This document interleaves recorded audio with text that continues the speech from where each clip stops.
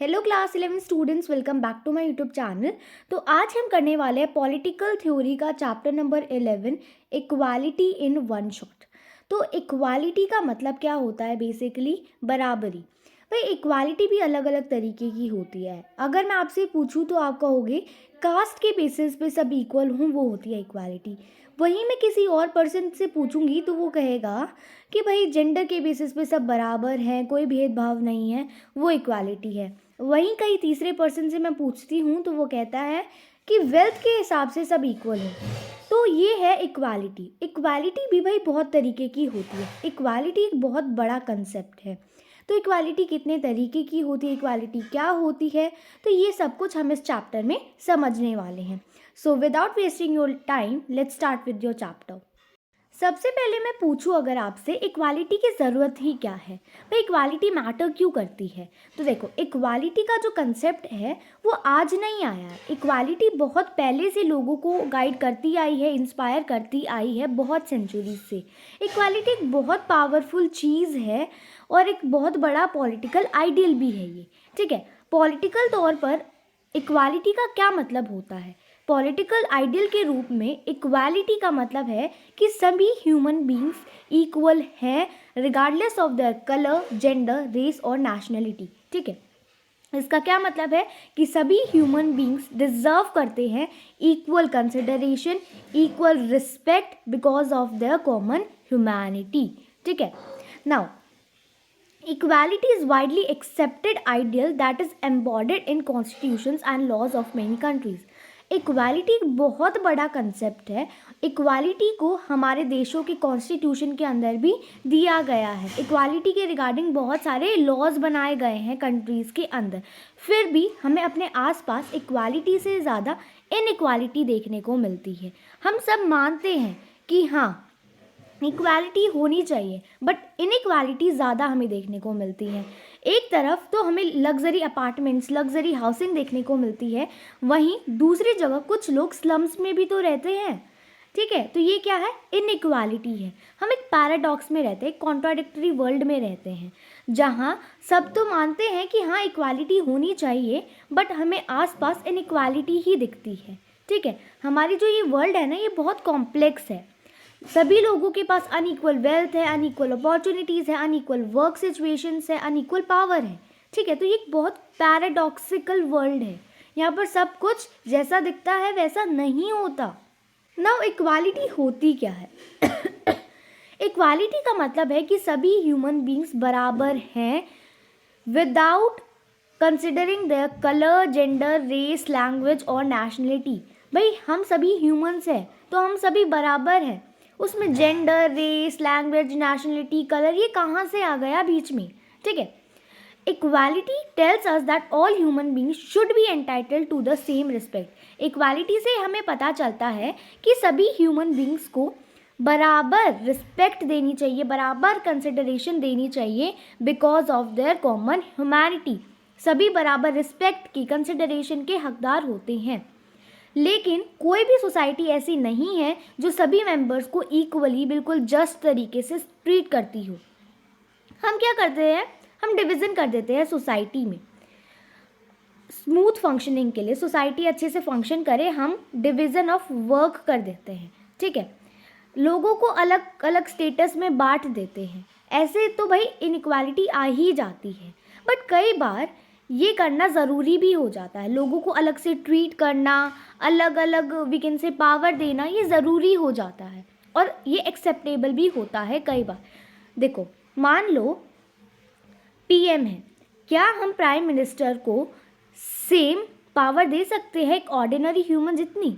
नहीं, एक ordinary human के पास पीएम जितनी पावर नहीं होती। तो कई बार ये डिफरेंसेस ज़रूरी हो जाते हैं और एक्सेप्टेबल भी होते हैं।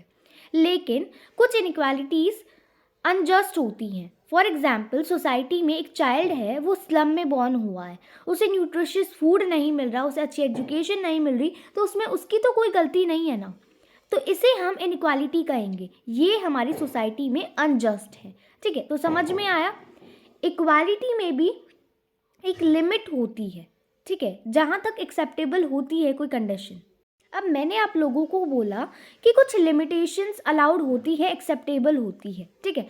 कौन सी ऐसी चीज़ें हैं, कौन से ऐसे डिफरेंसेस हैं जो कि एक्सेप्टेबल माने जाते हैं?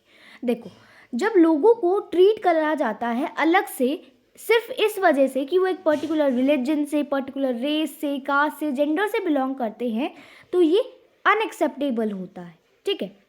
लेकिन अगर लोगों को मतलब बेसिक नेसेसिटीज़ प्रोवाइड की जा रही है अपने अंदर बेस्ट डेवलप करने के लिए, तो हम तब नहीं कह सकते कि उनसे इक्वालिटी छीनी जा रही है। If people are able to develop best in themselves by providing them with basic necessities, then we cannot say that equality has been undermined. समझ में आया? Equality does not imply the elimination of all forms of differences. यानी कि equality का मतलब ये नहीं है कि हर तरीके के differences हट जाए। Equality के अंदर भी कुछ ऐसे differences हैं जो होते ही होते हैं। आप देख लो, क्या हम सभी की वेल्थ को इक्वल कर सकते हैं? चाह कर भी नहीं कर सकते। तो कुछ चीज़ें ऐसी होती हैं जो रहती ही रहती हैं, कुछ डिफरेंसेस तो हमेशा रहते ही रहते हैं इक्वालिटी में भी, ठीक है। Treatment we receive, opportunities we enjoy must not be predetermined by birth. जो ट्रीटमेंट हम रिसीव कर रहे हैं वो बर्थ के हिसाब से डिटरमाइन नहीं होना चाहिए, या फिर हमारी सोशल कंडीशन के हिसाब से ऐसा नहीं होना चाहिए। फॉर एग्जाम्पल, एक पर्सन रिच है तो उसे सारी फैसिलिटीज़ मिलेगी और लोगों से, ऑर्डिनरी लोगों से पहले मिलेगी। ऐसा नहीं होना चाहिए, ये इनइक्वालिटी है। बर्थ के हिसाब से या उसकी कंडीशन के हिसाब से ये चीज़ें तय नहीं होनी चाहिए। अगर ऐसा होता है तो ये इनइक्वालिटी है और ये अनएक्सेप्टेबल है सोसाइटी में। नेक्स्ट टॉपिक है इक्वालिटी ऑफ अपॉर्चुनिटी। इसका क्या मतलब है कि हम सभी ह्यूमन बींग्स हैं, हमारे पास अधिकार है, हमें अपॉर्चुनिटीज़ प्रोवाइड करी जाएंगी ताकि हम अपनी स्किल्स, टैलेंट्स डेवलप कर सके और अपने गोल्स, एम्बिशंस परस्यू कर सके। इक्वालिटी ऑफ अपॉर्चुनिटी का क्या मतलब है कि हम सभी को बराबर अपॉर्चुनिटीज़ प्रोवाइड करी जाएंगी अपने टैलेंट्स को, अपने गोल्स को अचीव करने के लिए। समझ में आया? बट सोसाइटी में क्या होता है, कुछ लोग ज़्यादा सक्सेसफुल होते हैं, कुछ कम सक्सेसफुल होते हैं। इसका ये मतलब थोड़ी है कि सोसाइटी में बराबर अपॉर्चुनिटी नहीं प्रोवाइड करी गई। नहीं भाई, वो लोगों के दिमाग के ऊपर, लोगों के ऊपर डिपेंड करता है कि वो कितने सक्सेसफुल है, ठीक है। तो इसे हम इनइक्वालिटी नहीं बोलेंगे, ठीक है। Inequalities in people's access to such basic goods such as education, healthcare, safe housing, ये अनइक्वल है and this creates unjust society. अगर लोगों को बेसिक नेसेसिटीज़ ही नहीं मिल रही हैं, जैसे कि good education, health care, safe housing, तो हम कहेंगे ये इनइक्वालिटी है, ये सोसाइटी में हम एक्सेप्ट नहीं कर सकते एंड ये अनजस्ट भी है। Now absolute equality. Absolute equality का मतलब है हर तरीके से बराबर होना। भाई ये तो इम्पॉसिबल कंसेप्ट है, क्योंकि सभी लोग फिजिकली और मेंटली अनइक्वल होते हैं, नहीं होते हैं बराबर। सबका एटीट्यूड, बिहेवियर, कैपेबिलिटीज़ अलग होती है एक दूसरे से। सो ये जो कंसेप्ट है एब्सोल्यूट इक्वालिटी का, ये तो इम्पॉसिबल है। नेचुरल इनइक्वालिटीज़ कौन सी होती है? बेसिकली वो होती हैं जो अलग अलग कैपेबिलिटीज़ और टैलेंट्स का रिजल्ट होती है। यानी कि हम सभी की कैपेबिलिटीज़ अलग होती है, हम सभी का टैलेंट अलग होता है, तो इस वजह से जो इनइक्वालिटी आती है उसे हम नेचुरल इनइक्वालिटी कहते हैं। ये इनइक्वालिटी सोशली प्रोड्यूस्ड इनइक्वालिटी से अलग होती है। सोशली प्रोड्यूस्ड इनइक्वालिटी या सोशल इनइक्वालिटी क्या होती है? जो सोसाइटी खुद क्रिएट करती है। फॉर एग्जाम्पल, हम लोग इंटेलेक्चुअल वर्क को ज़्यादा प्रेफर करते हैं देन मैनुअल वर्क, तो ये हमने खुद से ऐसा माना है, ठीक है। हमने ज़्यादा अच्छा किसको माना है? इंटेलेक्चुअल वर्क को, तो ये हमने खुद से क्रिएट करी है। हम लोगों को अलग तरीके से ट्रीट कर रहे हैं क्योंकि वो अलग रेस से बिलोंग करते हैं, कलर से बिलोंग करते हैं, अलग जेंडर है उनका, अलग कास्ट है, तो वो इनइक्वालिटी है। ये सोशल इनइक्वालिटी है क्योंकि ये सोसाइटी ने खुद ब खुद क्रिएट करी है, ठीक है। अगर हम ये सारे डिफरेंसेस एक दूसरे के साथ करते हैं, ऐसे डिफरेंट बिहेवियर शो करते हैं, तो इससे हमारी सोसाइटी की वैल्यू रिफ्लेक्ट होती है कि कितनी अनजस्ट, कितनी बुरी हमारी सोसाइटी है, कितनी इनइक्वालिटी है हमारी सोसाइटी में। अगर सभी अच्छे से रह रहे हैं, इक्वालिटी है सोसाइटी में, बहुत कम ही बेसिकली इनइक्वालिटी देखने को मिलती है, तो उससे भी हमारी सोसाइटी की वैल्यूज़ ही रिफ्लेक्ट होती हैं। नाउ अदर प्रॉब्लम्स, हमारी सोसाइटी की कुछ और भी प्रॉब्लम्स होती हैं। फॉर एग्जाम्पल क्या होता है, कुछ इनइक्वालिटीज़ जो बहुत लंबे टाइम से एग्जिस्ट करती हैं ना, उन्हें हम एक्सेप्ट करने लग जाते हैं। वो लोगों की कैरेक्टरिस्टिक बन जाती है और उन्हें इतनी आसानी से हम रिमूव नहीं कर सकते हैं हमारी सोसाइटी से। फॉर एग्जाम्पल विमेन को वीक माना जाता है बहुत लंबे समय से। विमेन को ऐसा कंसिडर किया जाता है कि वो टिमिड होती हैं and less intelligent then main होती है। इस वजह से उन्हें स्पेशल प्रोटेक्शन की ज़रूरत है और उन्हें इक्वल नहीं हम समझ सकते, उन्हें इक्वल राइट्स नहीं मिलने चाहिए। ठीक है, तो ये क्या है, ये एक प्रॉब्लम है। बहुत लंबे समय से ये चीज़ चली आ रही थी, इस वजह से हमारी सोसाइटी ने इसे एक्सेप्ट कर लिया था। तो इसे अब बहुत टाइम में इसे रिमूव किया जाएगा। हाँ, आजकल हो रहा है ऐसा, ये चीज़ हम गलत मान रहे हैं, बट पूरी तरीके से ये चीज़ सोसाइटी में से नहीं हटी है ना। दूसरी प्रॉब्लम क्या है, जो नेचुरल डिफरेंसेस है ना, वो ऐसे डिफरेंसेस होते हैं जिन्हें हम नेचुरल कंसिडर करते हैं, बट आजकल क्या होता है, हम उन्हें मान लेते हैं कि ये अनऑल्टरेबल है, ये अनचेंजेबल है। लेकिन आजकल इतनी एडवांसमेंट हो चुकी है कि उन नेचुरल डिफरेंसेस को भी क्योर किया जा सकता है। हमारी मेडिकल साइंस और टेक्नोलॉजी में इतने एडवांसेस हो चुके हैं कि डिसेबल्ड लोगों को भी हम ऐसी टेक्नोलॉजी जो है वो यूज़ कर सकते हैं उनके ऊपर कि वो आराम से फंक्शन कर पाते हैं, इफेक्टिवली फंक्शन कर पाते हैं। तो ये हमारी सोसाइटी की दूसरी प्रॉब्लम है। ठीक है, कि हम नेचुरल डिफरेंसेस को अनचेंजेबल मान लेते हैं, अनऑल्टरेबल मान लेते हैं। इन नेचुरल और सोशली प्रोड्यूस्ड इनइक्वालिटीज़ को देख के ही, एक स्टैंडर्ड मान के ही हमें लॉज और पॉलिसीज़ बनानी चाहिए अपनी सोसाइटी में। कहाँ कहाँ इनइक्वालिटी है, किस किस इनइक्वालिटी को क्योर करने की ज़रूरत है, इस हिसाब से इन इनइक्वालिटीज़ को स्टैंडर्ड बना के हम अपनी कंट्री की लॉज और पॉलिसीज़ बना सकते हैं, ताकि हमारी सोसाइटी एक जस्ट सोसाइटी बन सके। अब इक्वालिटी कितने तरीके की होती है, तो बेसिकली अलग अलग थिंकर्स, अलग अलग आइडियोलॉजीज़ की अगर हम बात करें तो उसके हिसाब से 3 डायमेंशंस होते हैं इक्वालिटी के: पॉलिटिकल इक्वालिटी, सोशल इक्वालिटी और इकोनॉमिक इक्वालिटी। पॉलिटिकल इक्वालिटी क्या होती है, इसका मतलब है granting equal citizenship to all the members of the state. State का मतलब है यहाँ पर कंट्री। कंट्री के सभी मेंबर्स को हम बराबर सिटीजनशिप ग्रांट कर रहे हैं, तो उसे हम पॉलिटिकल इक्वालिटी कहते हैं। इक्वल सिटीजनशिप से क्या होता है, सभी लोगों के पास इक्वल राइट्स आते हैं। For example right to vote, freedom of expression, movement, association and freedom of belief. इतने सारे राइट्स आते हैं लोगों के पास इक्वल सिटीजनशिप के वजह से। ये लीगल राइट्स है, यानी कि हमारे कॉन्स्टिट्यूशन, हमारे लॉज गारंटी करते हैं ये राइट्स हमें। कुछ इनइक्वालिटीज़ एग्जिस्ट करती हैं देशों के अंदर, बावजूद इसके कि लोगों को इक्वल राइट्स प्रोवाइड करती है गवर्नमेंट। मतलब कि गवर्नमेंट बेशक इक्वल राइट्स प्रोवाइड करती है, फिर भी सोसाइटी के अंदर कुछ ना कुछ इनइक्वालिटीज़ तो रह ही जाती है। इसी वजह से जो इक्वल अपॉर्चुनिटीज़ की जो डिमांड है ना, वो हमेशा बनी रहती है। ठीक है, political and legal equality by itself may not be sufficient.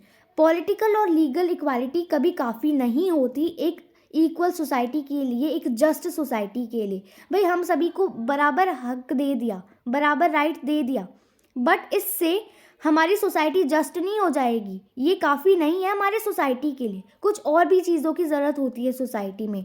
Next topic है सोशल इक्वालिटी। इसका क्या मतलब है कि लोगों के पास इक्वल स्टेटस है, सभी के पास सोसाइटी में बराबर स्टेटस है। पॉलिटिकल इक्वालिटी फर्स्ट स्टेप है इक्वालिटी के लिए, लेकिन इसके लिए हमें इक्वालिटी ऑफ अपॉर्चुनिटीज़ की ज़रूरत भी है। इक्वालिटी पाने के लिए हमें पॉलिटिकल इक्वालिटी की तो ज़रूरत है ही, बट इक्वालिटी ऑफ अपॉर्चुनिटी भी होनी चाहिए। Equality is always completed by political equality as well as equality of opportunities. Political equality ज़रूरी है लीगल हर्डर्स को हटाने के लिए, ठीक है, क्योंकि वो हम सभी को बराबर अधिकार प्रोवाइड करती है। इक्वालिटी कब हम परस्यू कर पाएंगे, जब सभी लोगों को, अलग अलग ग्रुप्स को, अलग अलग कम्युनिटीज़ को बराबर चांस मिलेगा, फेयर चांस मिलेगा कम्पीट करने के लिए। ठीक है, तो इसी वजह से बहुत ज़रूरी है सोशल और इकोनॉमिक इनइक्वालिटीज़ का इफ़ेक्ट कम करना, मिनिमाइज़ करना और गारंटी करनी कुछ मिनिमम कंडीशंस, जैसे कि adequate health care, opportunity for good education, educate, nourishment, minimum wage, ठीक है। Where equality of opportunity does not exist, talent is wasted, ठीक है। जहाँ पर इक्वालिटी ऑफ अपॉर्चुनिटी एग्जिस्ट नहीं करती वहाँ पर बहुत ज़्यादा टैलेंट वेस्ट होता है। लोगों को इक्वालिटी नहीं मिल रही है, अपॉर्चुनिटीज़ नहीं मिल रही है बराबर तरीके से, उनका टैलेंट जो है वो वेस्ट जा रहा है भाई, वो उस चीज़ को यूज़ ही नहीं कर पा रहे हैं। कई बार इक्वल अपॉर्चुनिटीज़ की प्रॉब्लम ना सिर्फ लैक ऑफ फैसिलिटीज़ बल्कि कस्टम्स की वजह से आती है। भाई लोगों को इक्वल अपॉर्चुनिटी नहीं मिलती है कुछ कस्टम्स की वजह से, जो हमारी कंट्री के अलग अलग पार्ट्स में प्रिवेल करते हैं, अलग अलग ग्रुप्स में प्रिवेल करते हैं। फॉर एग्जाम्पल, विमेन को इक्वल राइट्स नहीं मिलते थे इनहेरिटेंस के, तो ये क्या है, एक सोशल प्रोहिबिशन है, ये कस्टम की वजह से हो रहा है, ठीक है। तो इस वजह से क्या हो रहा है, विमेन को डिस्करेज किया जाता था हायर एजुकेशन ऑब्टेन करने से, ठीक है। तो स्टेट को, सोसाइटी को, गवर्नमेंट को इस चीज़ में एक बहुत बड़ा रोल प्ले करना चाहिए और कुछ ऐसी पॉलिसीज़ बनानी चाहिए जिससे ये डिस्क्रिमिनेशन ना हो, ठीक है। यहाँ पे गवर्नमेंट का मेजर रोल आता है। नाउ इकोनॉमिक इक्वालिटी क्या होती है, इसके नाम से ही आप समझ गए हो गए, equitable enjoyment of economic resources by all, बराबरी वाला एन्जॉयमेंट इकोनॉमिक रिसोर्सेज का सभी लोगों के द्वारा, यानी कि equal pay for equal work, right to work, ये लोगों को मिलने चाहिए। इकोनॉमिक इनइक्वालिटी होती है सोसाइटी में जब लोगों के पास वेल्थ बराबर नहीं होती, प्रॉपर्टी बराबर नहीं होती, इनकम बराबर नहीं होती, ठीक है। तो समाज में इकोनॉमिक इनइक्वालिटी एग्जिस्ट करती है। हम इसे कैसे मेज़र कर सकते हैं कि भाई हमारे समाज में कितनी इकोनॉमिक इनइक्वालिटी है, how can we measure the degree of economic inequality. तो सबसे पहला तरीका है इसको मेज़र करने का, difference between richest and the poorest group. सबसे पहले हम देख सकते हैं कि भाई कितना डिफरेंस है हमारी सोसाइटी के सबसे रिच और सबसे पुअर ग्रुप के बीच में। तो ऐसे हम देख सकते हैं कि हमारे समाज में कितनी इकोनॉमिक इनइक्वालिटी है। दूसरा तरीका क्या है कि हम ये एस्टिमेट कर सकते हैं कि हमारे समाज में, हमारी सोसाइटी में कितने लोग पॉवर्टी लाइन से नीचे रहते हैं, how many people are living below the poverty line, ठीक है। अब भाई एब्सोल्यूट इक्वालिटी ऑफ वेल्थ और इनकम ये तो कभी भी एग्जिस्ट नहीं करती है सोसाइटी में, ऐसा तो कभी हो ही नहीं सकता, सब इकोनॉमिकली इक्वल है हमारी सोसाइटी में, ऐसा पॉसिबल नहीं होता है, ठीक है। बट इक्वल अपॉर्चुनिटीज़ के वजह से इनइक्वालिटीज़ रहेंगी तो सही, बट कई हद तक कम हो जाएगी, ठीक है। इक्वल अपॉर्चुनिटीज़ हम सभी लोगों को प्रोवाइड कर देंगे तो ये इनइक्वालिटीज़ तो रहेंगी बट कुछ हद तक कम हो जाएंगी, ठीक है। एक पर्सन की सोसाइटी में पोजीशन इम्प्रूव हो जाएगी कहीं ना कहीं। इनइक्वालिटीज़ जो अनटच रहती है ओवर जनरेशन, वो हमारी सोसाइटी के लिए बहुत ज़्यादा डेंजरस होती है। मतलब वो इनइक्वालिटीज़ जिन पे हम ध्यान नहीं देते, वो हमारी सोसाइटी के रूट्स में बिल्कुल ऐसे जकड़ जाती हैं, तो उन्हें हटाना बहुत मुश्किल हो जाता है, वो हमारी सोसाइटी के लिए बहुत डेंजरस हो जाती है।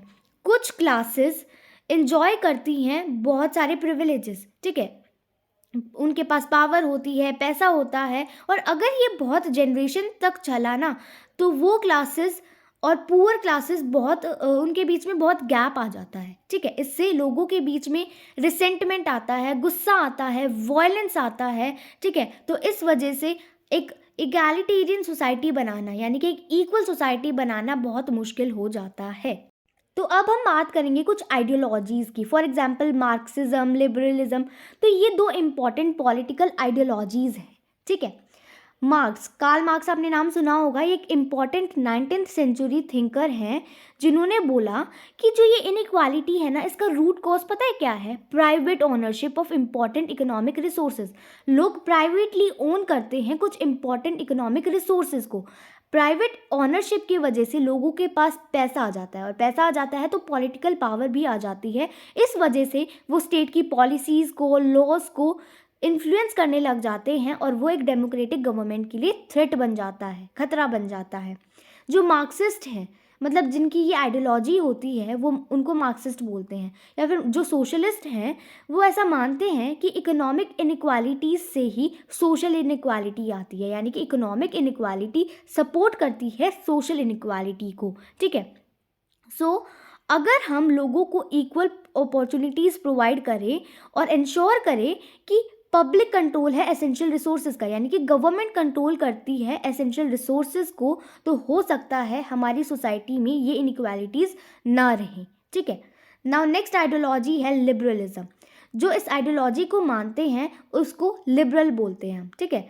लिबरल्स ऐसा मानते हैं, क्या मानते हैं भाई लिबरल्स, कि कंपटीशन होना चाहिए। कंपटीशन, प्रिंसिपल ऑफ कंपटीशन जो है वो सबसे एफिशिएंट, सबसे बेटर तरीका है एक फेयर तरीके से रिसोर्सेज को डिस्ट्रीब्यूट करने का सोसाइटी में। यानी कि प्रिंसिपल ऑफ कंपटीशन या कंपटीशन के ज़रिए हम अपनी सोसाइटी के अंदर रिसोर्सेज को डिस्ट्रीब्यूट कर सकते हैं। ये एक सबसे बेटर तरीका है लिबरल्स की आइडियोलॉजी में। ठीक है। वो चाहते हैं कि स्टेट को कुछ मिनिमम चीज़ें प्रोवाइड करनी चाहिए, minimum standard of living provide करनी चाहिए, साथ ही साथ इक्वल अपॉर्चुनिटीज़ प्रोवाइड करनी चाहिए, जिससे लोग compete कर पाए। और कंपटीशन की वजह से क्या होगा, हम आराम से हमारी सोसाइटी के रिसोर्सेज को, रिवॉर्ड्स को डिस्ट्रीब्यूट कर पाएंगे।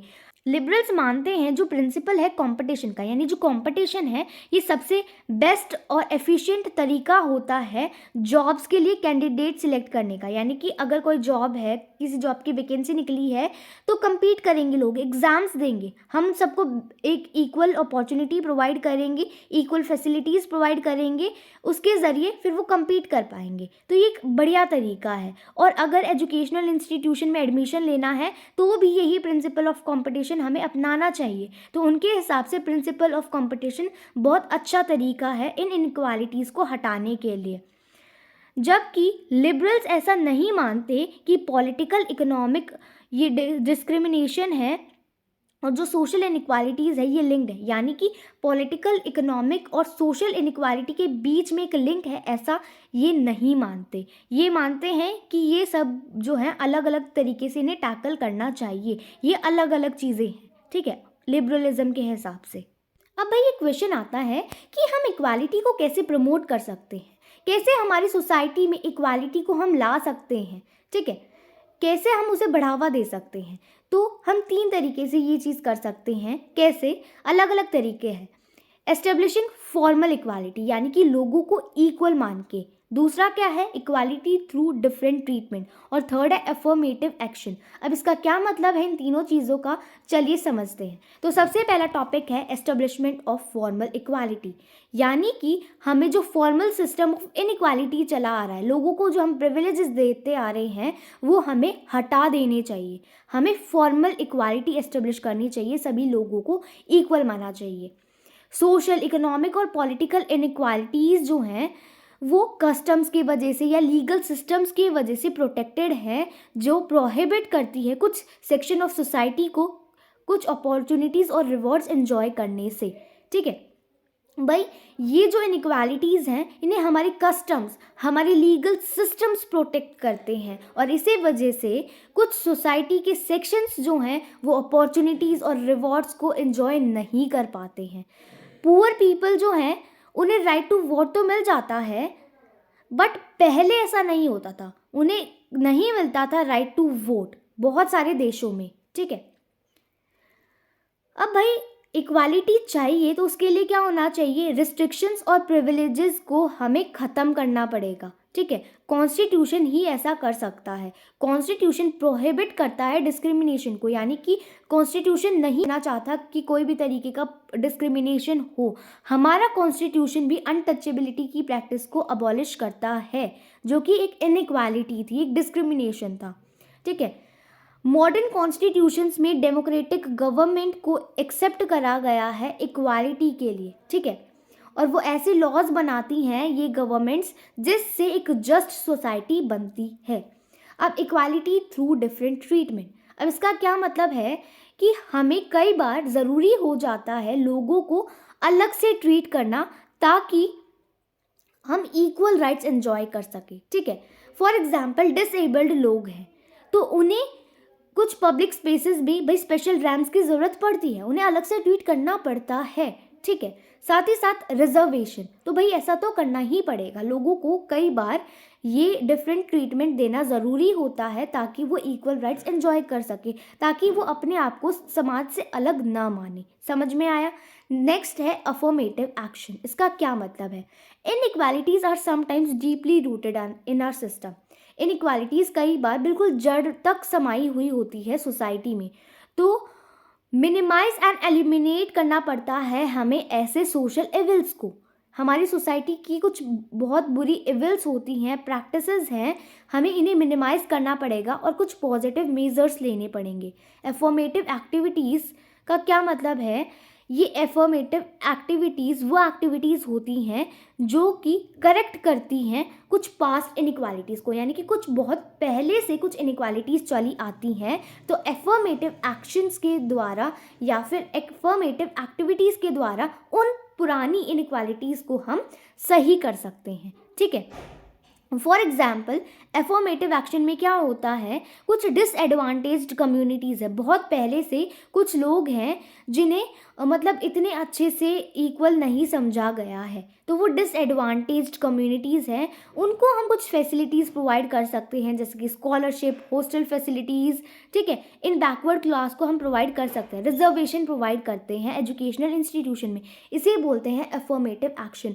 यानी कि जो बहुत पहले जिन कम्युनिटीज़ के साथ बहुत बुरा हुआ है, जो डिसएडवांटेज्ड हैं, जो सोशली बैकवर्ड हैं, उनको हमने कुछ स्पेशल चीज़ें दे दी, तो इसी को हम एफर्मेटिव एक्शन बोलते हैं।